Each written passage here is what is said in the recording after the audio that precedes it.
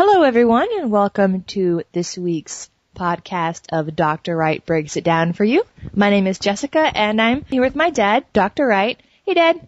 Hi, Jessica. So, for this week's topic, I was driving around Chicago, where I live, and I was stopped at a traffic light, and I got to thinking about the history of traffic lights and how the older ones worked and what madness it must have been like before traffic lights.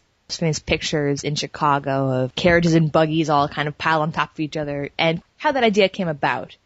Yeah, I know a little bit about it. The first traffic lights were started, I guess the first traffic flags were really started because they had these things called semaphores. A semaphore is like the flag-twirlers or the old guys during Napoleon's age for the military. They'd have the flags and they'd position them, meaning advance or come back or go left or go right. Oh, yeah, like the standard bearers. Exactly. And these guys would actually give signals to the army. So they would move forward or back or move to the left or to the right. And they started using those with trains. A can put his signals to all clear and the train can proceed.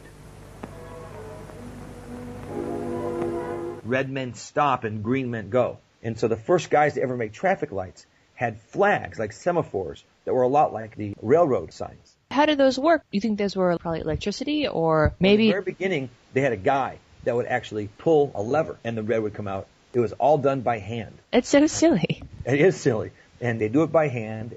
They'd have a guy sit there and watch the traffic. And this is when there was people walking and buggies. The first intersection where they actually had some kind of light or signal was in 1868 in London. And red meant stop and green meant caution, which meant just be careful and don't go too fast.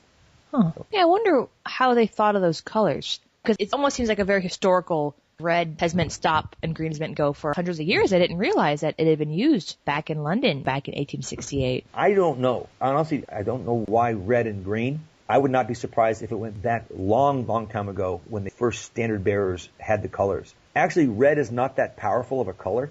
Blue is actually more powerful. It's a very powerful wavelength, and it penetrates pretty deeply and pretty strong. Red is one of the first ones to be lost, so it kind of surprised me. But the first city to ever have a traffic light was Cleveland, Ohio. Huh. And they had supposedly a light, actual light, and it was a first traffic light. And my understanding is there was a guy there that would actually pull a lever and the colors would shift to red to green. Oh, and also I heard that the first four-way stop was in 1920. There was a guy named Potts. He was a police officer, and he was an inventor. He was one of the first ones to actually do a lot of the work. There was a big dispute in 1928. Who was the first person to invent the four-way traffic light? And he won. But there was another guy who actually did a lot of the inventions, and he sold his idea in 1920 for $40,000. He was an African-American. He was one of the first ones to own a car in Cleveland, and he sold his patent for $40,000 in 1920. And my understanding is $40,000 back then was a ton of money. Wow, yeah. The old cars, they actually zipped around pretty fast. They were very dangerous. So these lights were not, this was very serious business. Matter of fact, one of the first automated lights was in California. They had it where if you honked your horn, the light would switch. And so whoever honked the horn most, the light would switch. That way, it was kind of an automatic thing. And they outlawed it after a while because it was so noisy. It sounds like an awful idea. I mean, I guess a good idea at the time, but yeah, it would be so noisy and just the more aggressive. Oh, mess. Yeah. Yeah. Terrible. Oh, this is one little bit of, not trivia, but kind of interesting. Is they're starting to make lights in LEDs. Those are little tiny electronic lights. And there's a problem because these little electronic lights, so they're great. They use less energy. They last 10 times longer. Are they brighter than the other ones? Yeah, they're brighter. But there's a problem. They're really cool. They don't get hot at all. During a snowstorm, it used to be the snow would go inside and kind of block the traffic light. But the heat from the light would melt the snow, so the lights were always clear. With these new LEDs, the snow will actually fill up the traffic lights, and you can't see them anymore.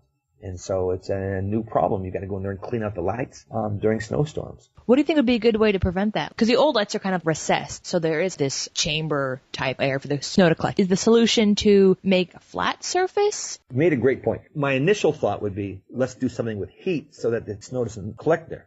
But heat is electricity, it's energy, and it's too expensive. The cowling or the cover that's around the light is important, so that the wrong person doesn't see the light. You want the person going in one direction seeing the lights. You don't want somebody who's going from the right to misinterpret it. Right. There's no reason to have the bottom of the light filled in. So if you could, like with a pair of scissors, just cut the bottom out of the traffic lights. Keep the sides like a blinder on a horse, but keep the bottom open. So maybe what we can do is we can start going around cutting the bottom of traffic lights out. Going around with like a, oh man, and get arrested. That'd be... Get arrested, yeah. Well, that's about it. That's my knowledge of traffic lights. They're fun. That's great. Well, thanks so much, Dad, for researching all that and sharing that with us. That concludes our podcast for this week. Tune in next week for some other interesting scientific phenomena. And yeah, if anyone listening has ideas for us to discuss, just on our YouTube channel, which is Dr. Wright Podcast, just go into the comment section and write what you would like us to talk about, and we will definitely get to them all. Thanks, Ed.